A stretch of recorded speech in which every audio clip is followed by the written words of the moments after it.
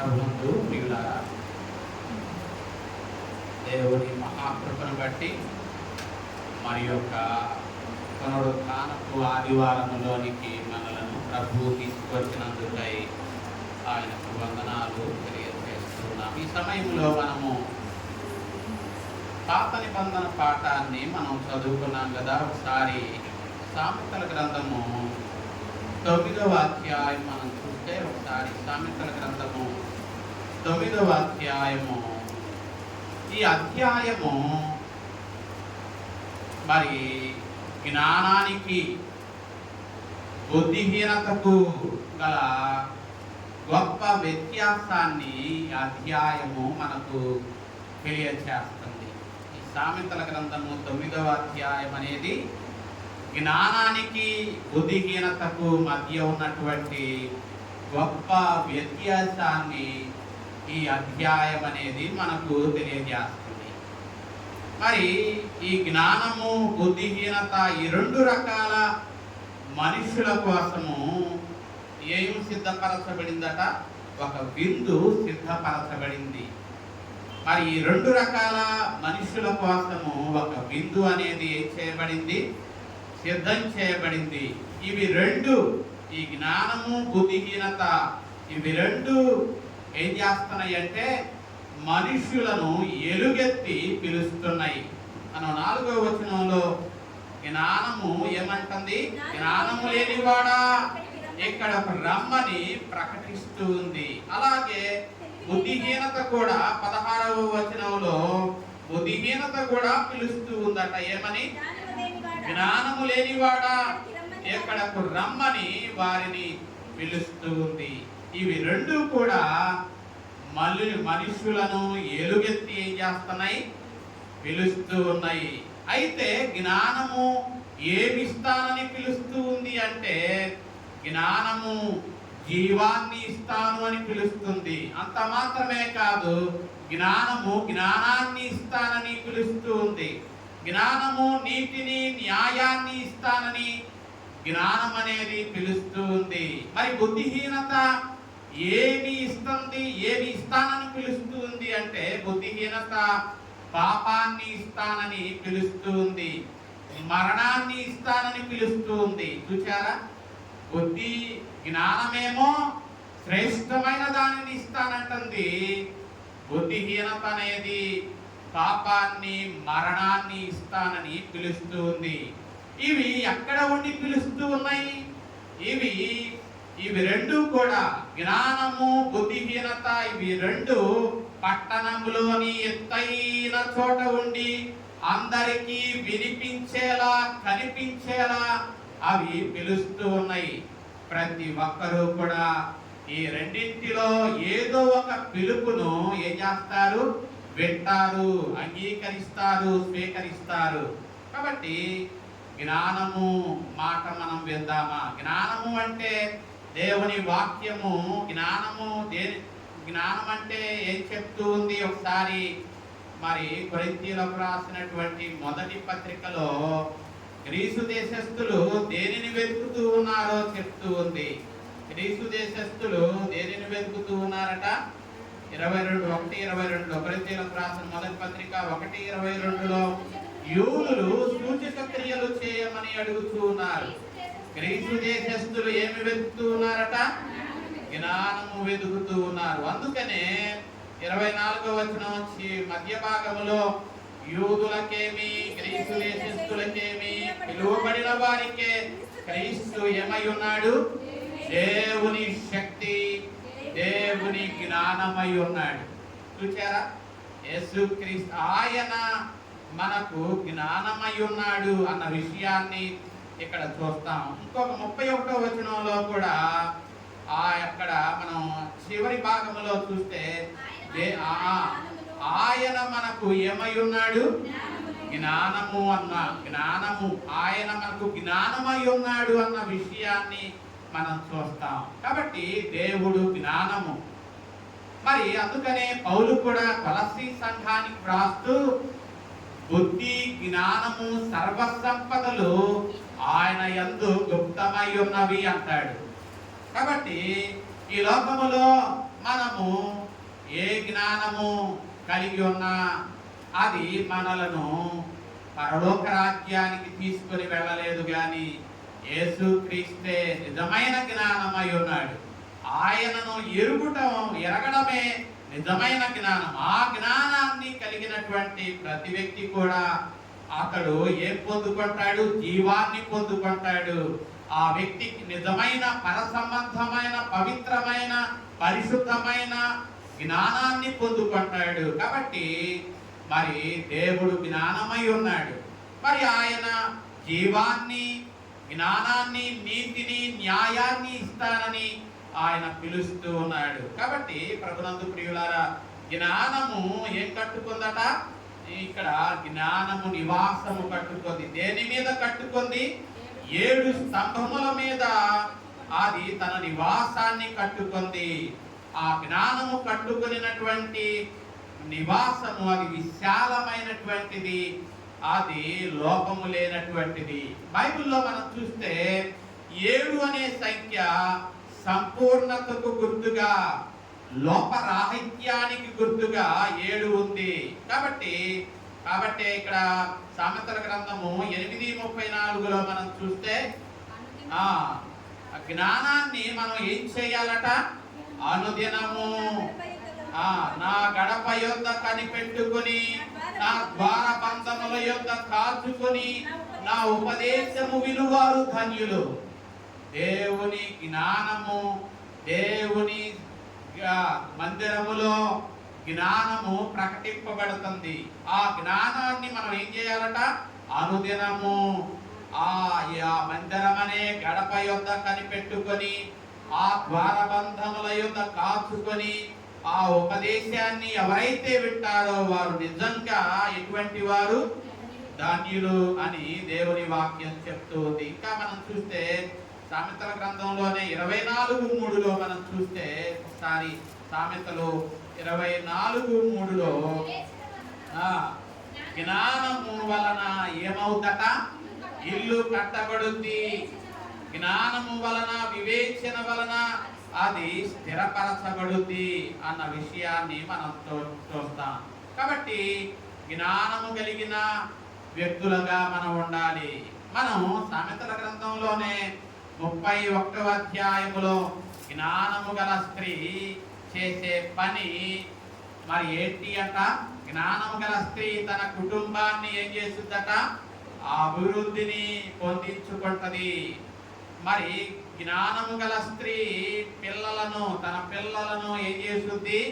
సద్గుణాలు వారిలో పెంపారునట్లుగా చేస్తది. మరి తన ఇంటిని, జ్ఞానము కలిగిన స్త్రీ తన ఇంటిని స్థిరపరచుకుంటది.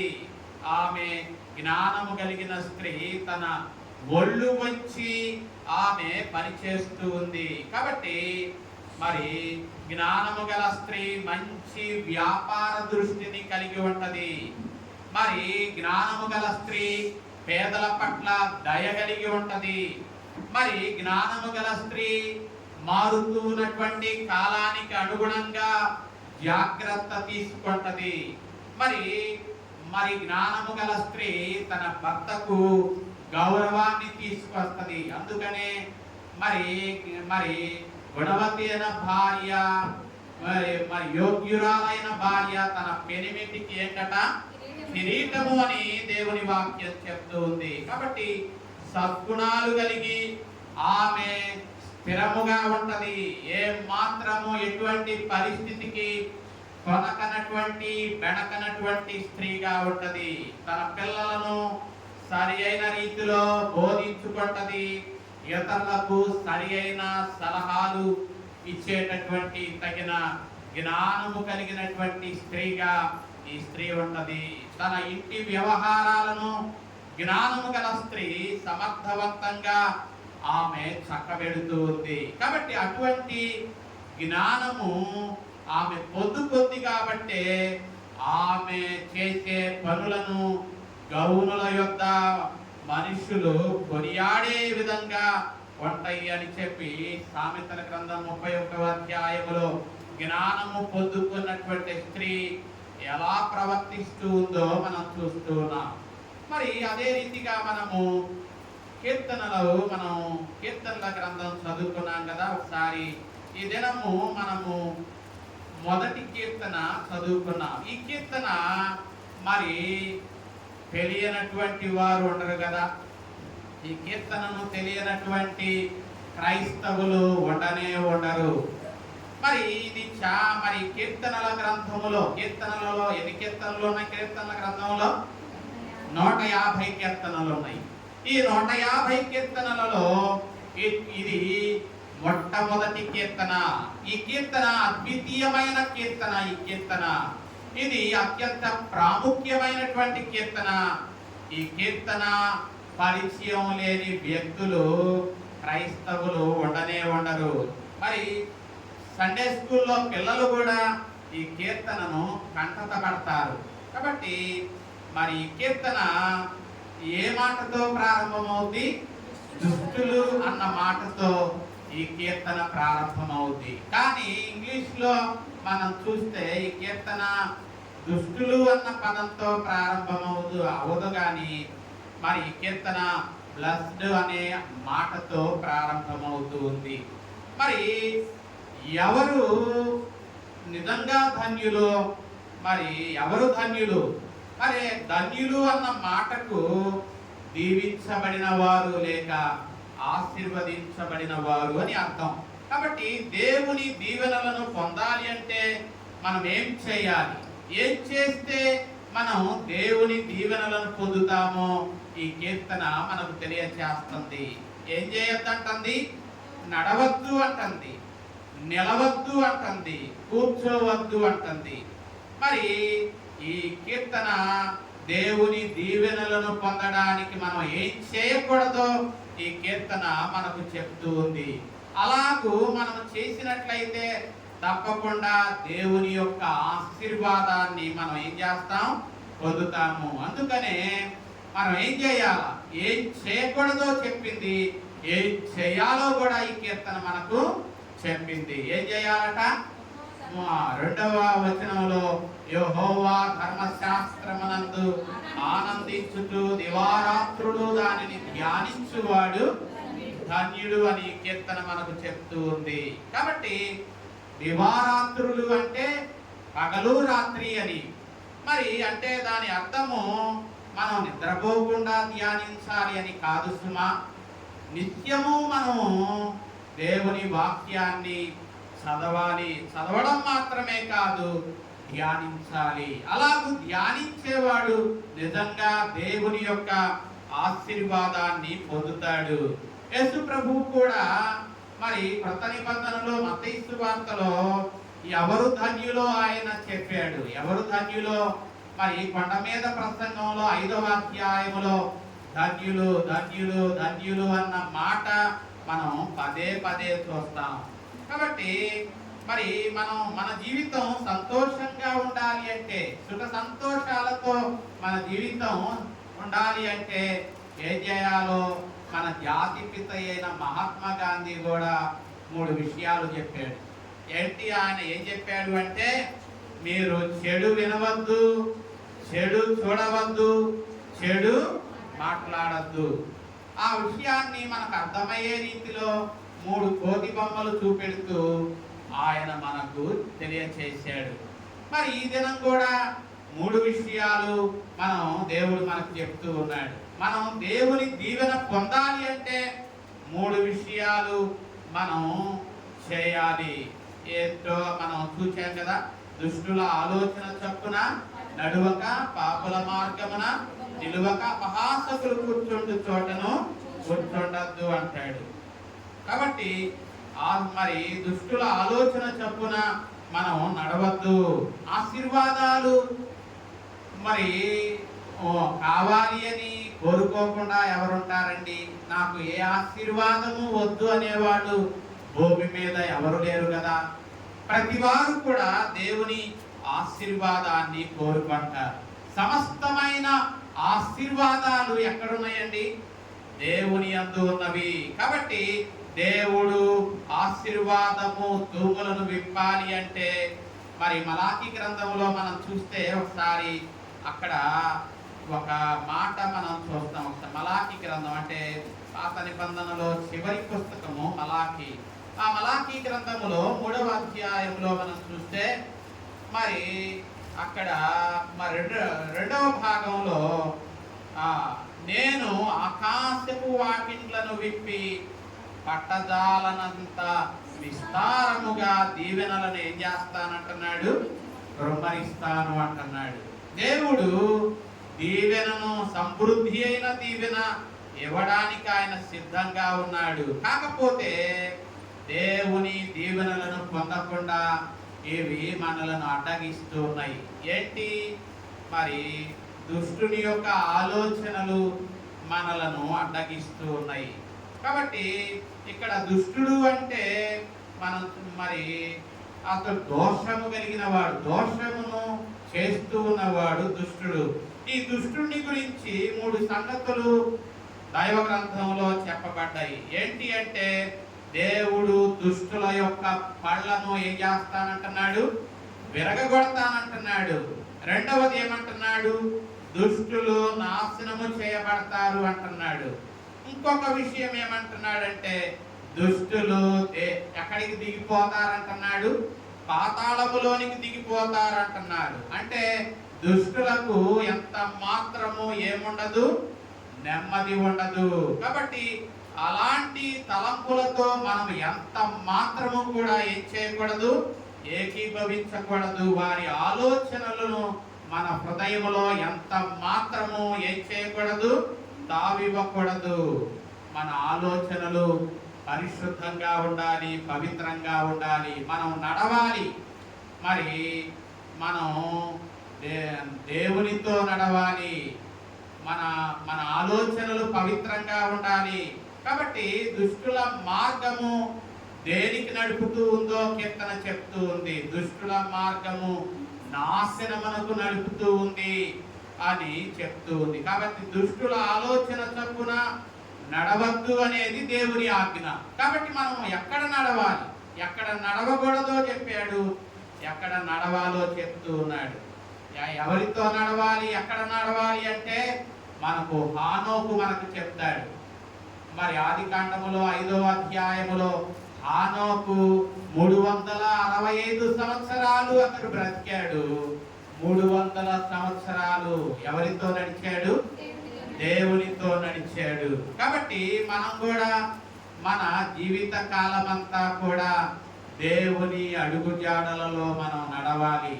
ఒక హానోకు మాత్రమే కాదు, నోవాహుని గురించి కూడా మనం ఏం చదువుతామంటే నోవాహు కూడా దేవునితో నడిచినటువంటి వాడే. కాబట్టి మనం కూడా హానోకు వలె, నోవాహు వలె దేవునితో నడవాలి. అందుకనే ఇంకా మనం చూస్తే కొలస్సీలకు రాసినటువంటి పత్రికలో పౌలు 2:7లో అంటాడు. ఒకసారి కొలస్సీలకు రాసిన పత్రిక 2:7లో మనకు పౌలు ఏం చెప్తూ ఉన్నాడు,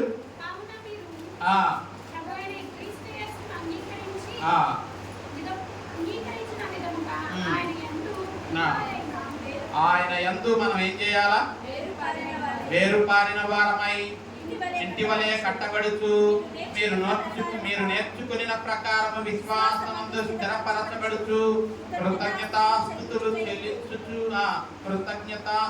చెల్లించుటయందు విస్తరించుచు ఆయన యందు మనం ఏం చేయాలి, నడవాలి.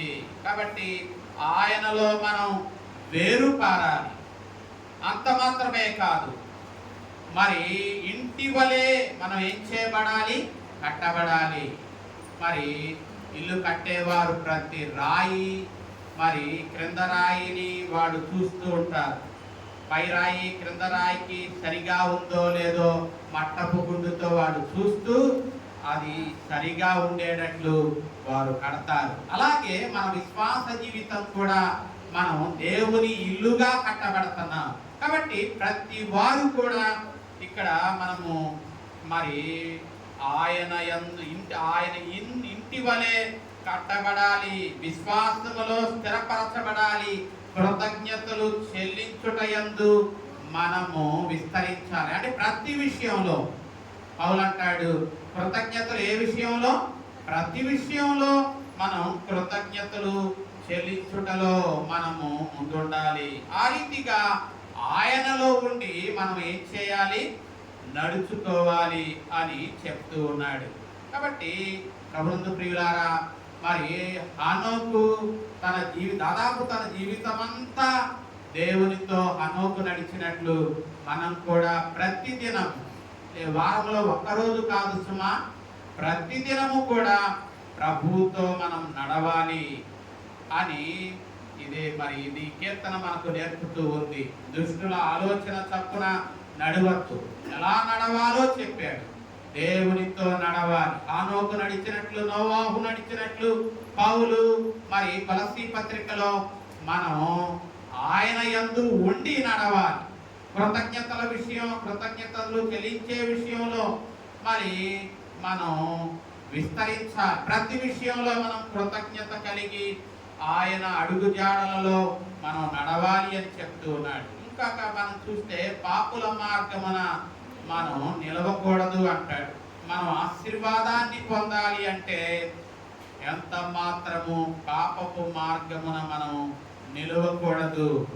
మరి యోధా పత్రికలో మనం చూస్తే క్రొత్త నిబంధనలో యోధా భక్తుడు మనం ఏ మార్గములో మన మార్గాలు ఏ మార్గాలుగా ఉండకూడదో చెప్తాడు. కయ్యూను మార్గము వంటి మార్గముగా మన మార్గం ఉండకూడదు. బిలాము మార్గము వంటి మార్గముగా మన మార్గం ఉండకూడదు. కొరాహు మార్గము వంటిదిగా మన మార్గము ఉండకూడదు అంటాడు. కయ్యూను మార్గము మనకు తెలుసు కదా, ఆది కాండములో కయ్యూను మార్గము ఏ మార్గము? హత్య చేసినటువంటి మార్గము. తన సొంత తమ్ముడే క్రూరముగా కొట్టి చంపినటువంటి వాడు కయ్యూను. కాబట్టి ఈ మార్గములో మనం ఎంత మాత్రము ఏం చేయకూడదు? ప్రయాణించకూడదు. అలాగే బిలాము మార్గములో కూడా మనం నడవకూడదు. బిలాము మార్గము ఏ మార్గము?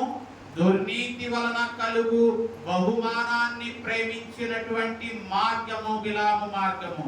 కాబట్టి మరి బిలాము బహుమానము కొరకు మరి అక్కడ అర్రులు చాచాడు. కాబట్టి లంచము కోసము అర్రులు చాచాడు. కాబట్టి ప్రభునందు ప్రియులారా, అటువంటి మరి బిలాము మరి అతడు ఏమని పేరు సంపాదించుకున్నాడు? బిలాము సోదెగాడు అని అతడు పేరు సంపాదించుకున్నాడు. ఈ మార్గము కూడా, బిలాము మార్గము కూడా అది నాశనకరమైన మార్గమే, కానీ అది సరి అయిన మార్గము కాదు. అది తప్పు మార్గము. ఆ త్రోవలో మనము ఎంత మాత్రము పరిగెత్తకూడదు. కాబట్టి ప్రభునందు ప్రియులారా, మనము కయ్యూను మార్గాన్ని అనుసరించకూడదు, బిలాము మార్గము జోలికి వెళ్ళకూడదు. అలాగే కోరాహు మార్గము, కోరాహు మనం చూస్తే పాత నిబంధనలో కోరాహు అతని అనుచరులు 250 మంది మోషే నాయకత్వాన్ని వారు ప్రతిఘటించారు. ఆయా నువ్వేనా యాజకత్వము చేసేది, మేము చేయకూడదా అని చెప్పి మరి నాయకుడైనటువంటి మోషే నాయకత్వానికి విరోధంగా వారు లేచారు. అంటే కోరాహు మార్గము కూడా అది తిరస్కారముతో కూడిన మార్గము. కాబట్టి కోరాహును అనుసరించినటువంటి 250 మంది కూడా వారు తమ ప్రాణాలను పోగొట్టుకొనిన మార్గము. కాబట్టి వీరి మార్గములు అవి సాతాను మార్గములే. వీరి మార్గములు ఎంత మాత్రము మంచి మార్గములు కావు. కాబట్టి అటువంటి మార్గములో మనం ఎంత మాత్రము నిలవకూడదు. నిలిస్తే మనం ఏం పోగొట్టుకుంటాం? దీవెన పోగొట్టుకుంటాం. కాబట్టి ప్రభునందు ప్రియులారా, అటువంటి మార్గాల జోలికి మనం వెళ్ళకూడదు. ఇంకా మరి మనం చూస్తే ఎఫ్సి పత్రికలో మనం చూస్తే మరి ఎక్కడ నిలవాలో అక్కడ చెప్తూ ఉన్నాడు. ఎఫ్సి పత్రిక 6:14లో మనం ఏమి ధరించుకోవాలో చెప్తూ ఉన్నాడు. ఎక్కడ నిలవాలో అక్కడ చెప్తూ ఉన్నాడు. ఒకసారి మీ నడుమునకు సత్యం అనే దట్టి కట్టుకోండి, మైమరపు అని తొడుక్కొనండి, సిద్ధ మనస్సు అనే జోడును తొడుక్కొని నడవాలి అంటాడు. కాబట్టి ప్రభునందు ప్రియులారా, ఆ రీతిగా మనం సిద్ధ మనస్సు అనే జోడు తొడుగుకొని నిలువబడండి, నడవండి అంటాడు. కాబట్టి అటువంటి దేవుడిచ్చే సర్వాంగ కవచాన్ని మనం ధరించుకొని ఆయన మార్గములలో మనం ఏం చేయాలి? నడవాలి. కాబట్టి ప్రభునందు ప్రియులారా, అటువంటి మార్గము మనము మరి అనుసరించాలి. కాబట్టి ఇక్కడ ఈ కీర్తనలో విడిచిపెట్టవలసింది చెప్పాడు, హత్తుకోవలసింది కూడా చెప్పాడు.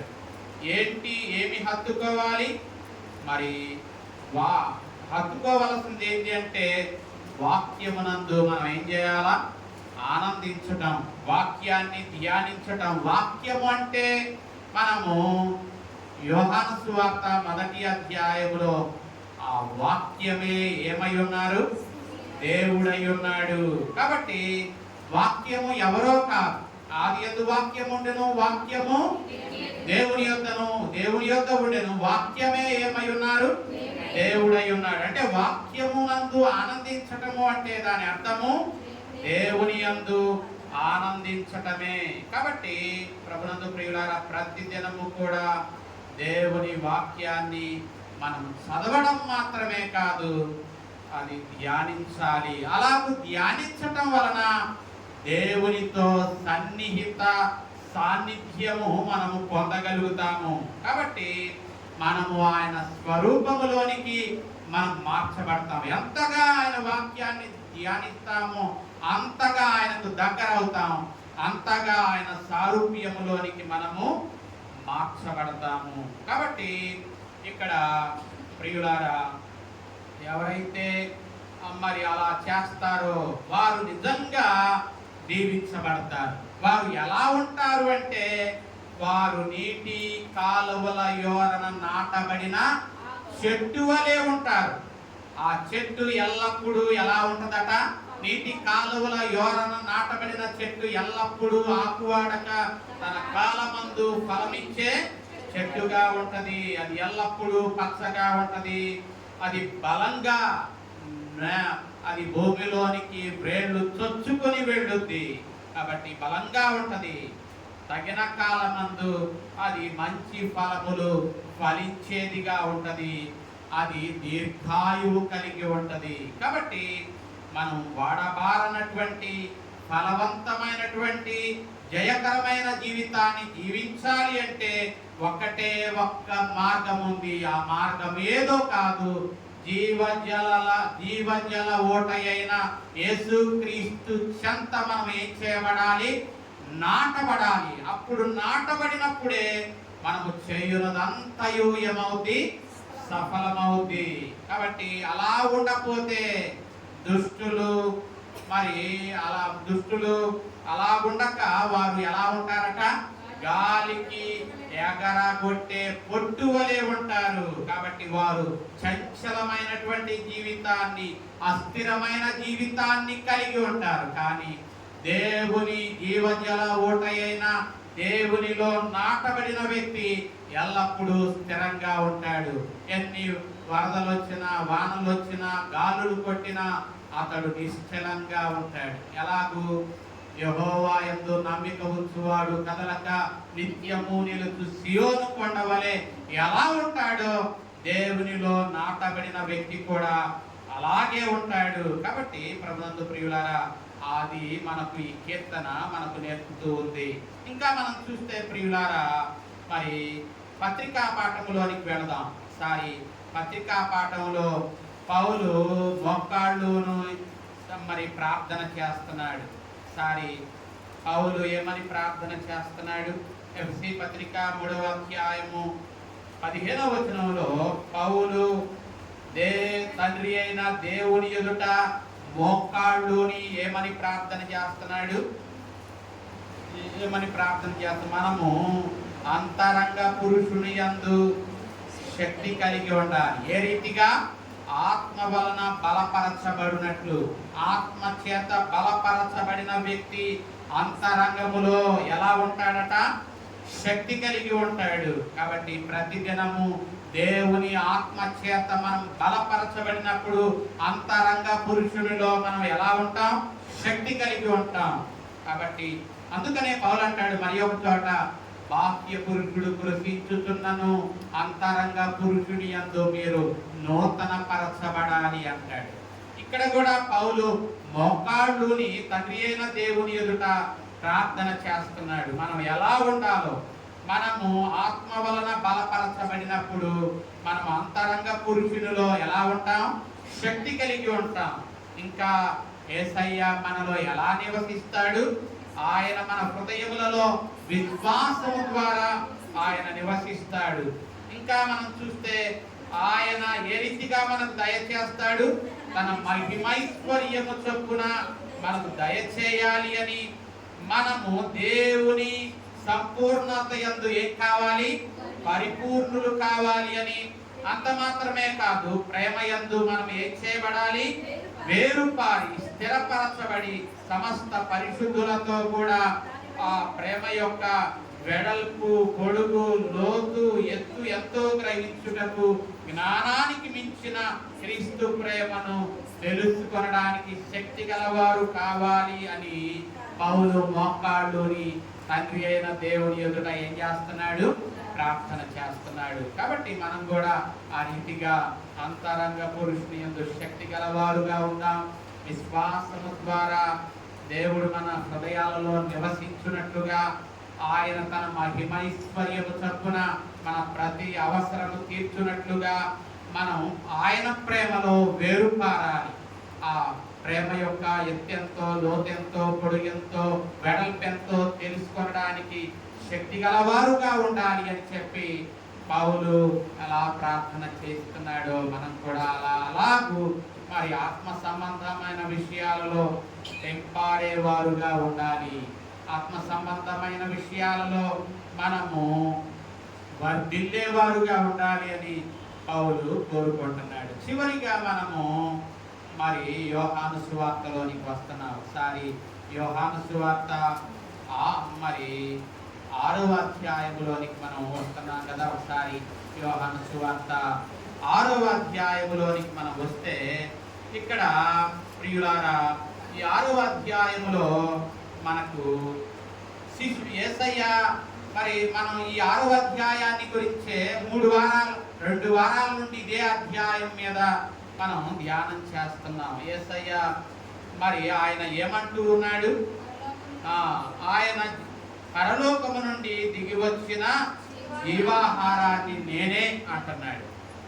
అంటే ఈ మాటలను విశ్వాసము లేని ఆనాటి ప్రజలు ఏం చేయలేదు, అర్థం చేసుకోలేకపోయారు. దేవుని మాటలు మనం ఎప్పుడు అర్థం చేసుకుంటామంటే మనలో విశ్వాసం ఉన్నప్పుడే దేవుని మాటలు మనం అర్థం చేసుకోగలుగుతాం. విశ్వాసము లేకపోతే దేవుని మాటలను ఎంత మాత్రము మనము అర్థం కావు. ఆ మాటలు మనకు ఎలా ఉంటాయి? వెరితనంగానే ఉంటాయి. దేవుని మాటలు మనం విశ్వాసము ద్వారా మాత్రమే మనము అర్థం చేసుకోగలం. ఒక వ్యక్తి ఆత్మ సంగతులను ఆత్మ సహాయము చేతనే అర్థం చేసుకోగలడు, కానీ ఈ లోక సంబంధమైన జ్ఞానముతో దేవుని మాటలను ఎంత మాత్రము ఒక వ్యక్తి ఏం చేయలేడు, అర్థం చేసుకోలేడు. కాబట్టి ఇక్కడ మనం చూస్తే మరి నికోదేము దేవుని మాటలను అర్థం చేసుకోలేకపోయాడు. ఒకసారి నికోదేముతో యేసయ్య మాట్లాడాడు. నికోదేముతో యేసు ప్రభువు వారు మాట్లాడాడు. ఏమని మాట్లాడాడు? ఒక మనుష్యుడు కొత్తగా ఏం చేయాలా? జన్మించాలి అన్నాడు. అప్పుడు నికోదేము ఏమన్నాడు? నేను ముసలివాడను కదా, తల్లి గర్భములో నుండి మరలా ప్రవేశించి ఎలాగూ నేను జీవించగలను అన్నాడు. ఏమన్నాడు? తల్లి గర్భములో నుండి నేను మరి ఎలా ప్రవేశించి మరలా పుట్టగలను అన్నాడు. అంటే నికోదేము మరి జ్ఞానం గలవాడు అనుకున్నాడు, కానీ జ్ఞానం గలవాడు అనుకున్న నికోదేముకే దేవుని మాటలు ఏం చేయాలా? అర్థం కాల. అలాగే సమరయ స్త్రీ కూడా యేసు ప్రభువుతో మనము యోహాను సువార్త 4వ అధ్యాయములో మరి సమరయ స్త్రీ కూడా యేసయ్య మాటలను అర్థం చేసుకోగలిగిందా? ఆమె కూడా అర్థం చేసుకోలేదు. ఆమె అంటుంది 4:15లో, ఆ స్త్రీ ఆయనను చూసి, అయ్యా, నేను దప్పికొనకుంటున్నట్లు, చేదుకొనుటకు ఇంత దూరము రాకుంటున్నట్లు ఆ నీళ్లు నాకు దయచేయి అంటుంది. యేసయ్య అంటున్నాడు, అమ్మా, నేను ఇచ్చే నీళ్లు త్రాగువాడు ఎప్పుడు దప్పికొనడు. నేనిచ్చే నీళ్లు త్రాగువాడు దప్పికొనడు అన్నాడు. మరి సమరయ స్త్రీ కూడా మరి యేసయ్య మాటలను ఆమె కూడా ఏం చేయాల? సంపూర్ణంగా అర్థం చేసుకోలేకపోయింది. కాబట్టి అక్కడ నికోదేము అర్థం చేసుకోలేకపోయాడు యేసయ్య మాటలను. ఇక్కడ సమరయ స్త్రీ అర్థం చేసుకోలేకపోయింది. ఇప్పుడు ఈ యోహాను సువార్త 6వ అధ్యాయంలో మరి ఆనాటి మనుష్యులు కూడా యేసయ్య మాటలను సరిగా అర్థం చేసుకోలేకపోయారు. ఆయన అన్నాడు, జీవాహారము నేనే, ఈ పరలోకము నుండి దిగి వచ్చిన జీవాహారమును నేనే అన్నాడు. అంటే దాని అక్షరార్థంగా కొన్ని మాటలు, యేసయ్య మాటలు అక్షరార్థంగా తీసుకోకూడదు. ఆ మాటలలోని ఆంతర్యాన్ని మనం తీసుకోవాలి. అంటే ఉదాహరణకు చెప్తా, ఆయన అన్నాడు యోహాను సువార్తలోనే, నేను గొర్రెల ద్వారాన్ని నేనే అన్నాడు. అంటే ఆయన ద్వారమని అర్థమా? అంటే లిటరల్ గా తీసుకోకూడదు. యేసయ్య మాటలను మనం అవి అక్షరార్థంగా తీసుకోకూడదు. ఇంకొక చోట అన్నాడు 15వ అధ్యాయంలో యోహాను సువార్తలో, నేను ద్రాక్షావల్లిని అన్నాడు. అంటే దాని అర్థము యేసయ్య ద్రాక్షావల్య.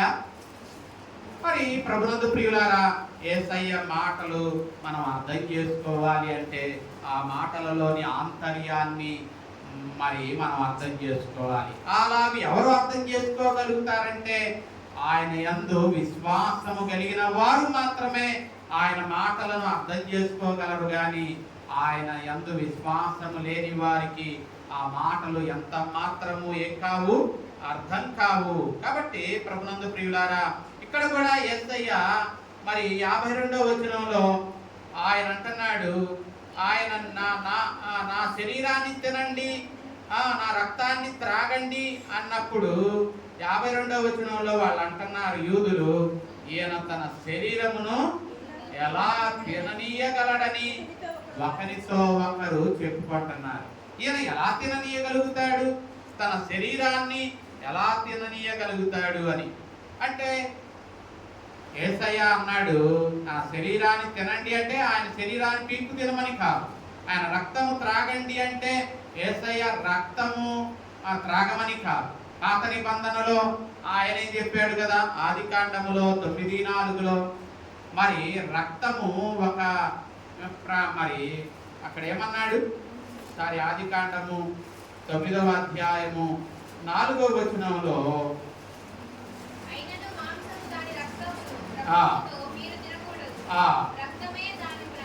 చూసారా, అక్కడ రక్తముతో మీరు తినకూడదు అన్నాడు. ఎందుకు రక్తాన్ని తినకూడదు అన్నాడు? రక్తమే దాని ప్రాణము. కాబట్టి ఇప్పుడు యేసయ్య అంటున్నాడు, నా రక్తాన్ని త్రాగండి అన్నాడు. అంటే ఆ మాటలు వారికి అర్థం కాల. ఈయన తన రక్తాన్ని ఎలా త్రాగనీయగలడు?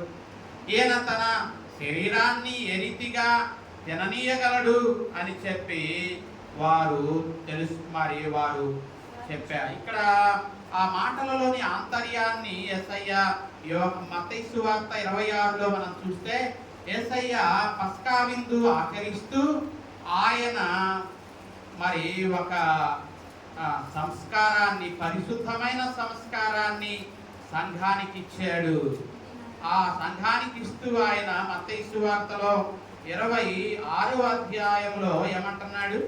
26వ అధ్యాయంలో 27వ వచనంలో ఆయన ఒక గిన్నె పట్టుకొని కృతజ్ఞతాస్తుతులు చెల్లించి వారికిచ్చి, దీనిలోనిది మీరందరూ త్రాగుడి, ఇది నా రక్తము, అనగా పాప క్షమాపణ నిమిత్తము అనేకుల కొరకు చిందింపబడుచున్న నా నిబంధన రక్తము అంటున్నాడు. అలాగే ఆయన రొట్టెను తీసుకున్నాడు, ఆ రొట్టెను ఆశీర్వదించాడు. అది మరి తన శిష్యులకు ఇచ్చి ఇది నా శరీరము అన్నాడు. రొట్టె ద్వారా ఆయన తన శరీరాన్ని మనకిచ్చాడు. మరి ఆయన పాత్రను తీసుకొని ఆయన ఇది నా రక్తము అన్నాడు. ఎందుకొరకు ఆయన రక్తాన్ని ఇచ్చాడు అంటే పాప క్షమాపణ నిమిత్తము అనేకుల కొరకు చిందింపబడుచున్న నా రక్తము. కాబట్టి ప్రభునందు ప్రియులారా, మనం ప్రతి మాసములో మొదటి ఆదివారం మరి పరిశుద్ధ సంస్కారములో మనం పాల్గొందుతూ ఉన్నాం. నిజంగా అది ఆ రొట్టె ప్రభు శరీరము అన్న విశ్వాసంతో ఆ ప్రభు శరీరాన్ని మనం తీసుకుంటున్నాం. అలాగే ద్రాక్షారసము ద్వారా అది ప్రభు రక్తమే, ఎందుకంటే ఆయన చెప్పాడు కాబట్టి. ఆయన చెప్పాడు ఇది నా శరీరము అన్నాడు, ఇది నా రక్తము అన్నాడు. కాబట్టి అది ఆయన శరీరము అని మనం నమ్మాల్సిందే, అది ఆయన రక్తము అని మనం నమ్మాల్సిందే, ఎందుకంటే ఆయన చెప్పాడు కాబట్టి. కాబట్టి ప్రభునందు ప్రియులారా, మరి ఈ దినము ఆయన తన సంఘానికి, తన సార్వత్రిక సంఘానికి ఆయన ఇస్తున్నాడు. ఏ రీతిగా? తన రొట్టె ద్రాక్షారసముల ద్వారా తన రక్తాన్ని ఏం చేస్తున్నాడు? తన శరీరాన్ని ఇస్తున్నాడు. అందుకనే ఆయన అన్నాడు, నా శరీరమును తిని నా రక్తమును త్రాగువాడు ఏం గలవాడు అన్నాడు 54వ వచనంలో. నా శరీరమును తిని నా రక్తమును త్రాగువాడే నిత్య జీవము గలవాడు, వానిని నేనేం చేస్తాను? అంత్య దినమున నేను వానిని లేపుతాను అన్నాడు. కాబట్టి ప్రతి మాసములో కూడా మనం ప్రభు శరీరాన్ని తీసుకుంటున్నాం, ప్రభు రక్తాన్ని త్రాగుతూ ఉన్నాం. ఎందుకంటే ఆయనతో సాన్నిహిత్యాన్ని పొందడానికి, ఆయన స్వరూపములోనికి మార్చబడడానికి, ఆయన ఇచ్చే పాప క్షమాపణ పొందడానికి, ఆ రీతిగా ప్రభు యొక్క శరీరాన్ని, ప్రభు రక్తములో మనము పాలి భాగస్థులం అవుతున్నాం. అది దేవుడు ప్రభురాత్రి సంస్కారములో మనకు అనుగ్రహించే దివ్యమైనటువంటి మేలు. కాబట్టి ప్రభునందు ప్రియులారా, ఆయన పిలుస్తూ ఉన్నాడు. సామెతల గ్రంథములో జ్ఞానము లేనివాడా రా, నీకు జీవాన్ని, నిత్య జీవాన్ని ఇస్తాను అని ఆయన పిలుస్తూ ఉన్నాడు సామెతల గ్రంథంలో. అలాగే మొదటి కీర్తనలో ఆయన పిలుస్తూ ఉన్నాడు. ఏమని? దుష్టుల ఆలోచన నడవద్దు, పాపుల మార్గమున నిలవద్దు, అపహాసకులు కూర్చుండే చోట కూర్చోవద్దు. ఇదిగో నా వాక్యాన్ని ధ్యానించు. నీవు నా వాక్యాన్ని ధ్యానిస్తే నీవు నీటి కాలువల యోరన నాటబడిన చెట్టు వలె ఆకువాడక, నీవు తగిన కాలమందు ఫలమిచ్చే చెట్టు వలె నీవు ఉంటావు అని ఆయన పిలుస్తూ ఉన్నాడు. మొదటి కీర్తన ద్వారా పిలుస్తూ ఉన్నాడు. మరి పాత నిబంధన సామెతల గ్రంథం ద్వారా ఆయన మనల్ని పిలుస్తూ ఉన్నాడు. అలాగే పత్రికా పాఠంలో కూడా మరి ఆయన మనల్ని పిలుస్తూ ఉన్నాడు. ఏ రీతిగా? ఇదిగో మీరు అంతరంగ పురుషుని యందు శక్తి గలవారుగా ఉండాలి. ఆత్మ విశ్వాసము ద్వారా దేవుడు మీ హృదయాలలో నివసించాలి. మీరు దేవుని ప్రేమలో వేరుపారి స్థిరపరచబడాలి అని చెప్పి పత్రికా పాఠం ద్వారా దేవుడు పిలుస్తూ ఉన్నాడు. అలాగే సువార్త పాఠం ద్వారా కూడా దేవుడు మనల్ని పిలుస్తూ ఉన్నాడు. ఏమని? రండి, నా శరీరాన్ని మీకు ఇస్తాను, నా రక్తాన్ని మీకు ఇస్తాను, నా శరీరాన్ని తిని నా రక్తాన్ని మీరు త్రాగండి, అప్పుడు మీరు ఏం పొందుతారు? నిత్య జీవాన్ని పొందుతారు అని చెప్పి ఆయన పిలుస్తూ ఉన్నాడు. కాబట్టి పిలిచే పిలుపును మనం లక్ష్య పెట్టకుండా నిర్లక్ష్య పెట్టినట్లయితే మనము నిత్య జీవాన్ని పోగొట్టుకుంటాం. ప్రియులారా, దేవుడు పిలుస్తూ ఉండగా ఆయన దినమెల్లా తన చేతులను చాచి మనలను పిలుస్తూ ఉన్నాడు. ఏమని? ప్రయాసపడి భారము మోసుకుంటున్న సమస్త జనులారా నా యొద్దకు రండి, మీకు ఏమిస్తానంటున్నాడు? నిజమైన విశ్రాంతి, నిజమైన పాప క్షమాపణ, నిత్యమైన జీవాన్ని నేను మీకు ఇస్తానని ఆయన పిలుస్తూ ఉండగా ఉన్న పాటున ఉన్న చోటునే మనం ఆయన వైపు చూద్దాం, మన హృదయాలను ఆయన తట్టు త్రిప్పుకుందాం. ఆయన ఇచ్చే నిత్య జీవమును పొంది ఆయన రాజ్య వారసులుగా ఉండడానికి కృపగల దేవుడు మనకు సహాయము చేయునుగాక. ఆమేన్. సమస్త జ్ఞానానికి మించిన దేవుని సమాధానము యేసుక్రీస్తు వలన మన హృదయములకును తలపులకును కావలి ఉండి నడిపించునుగాక.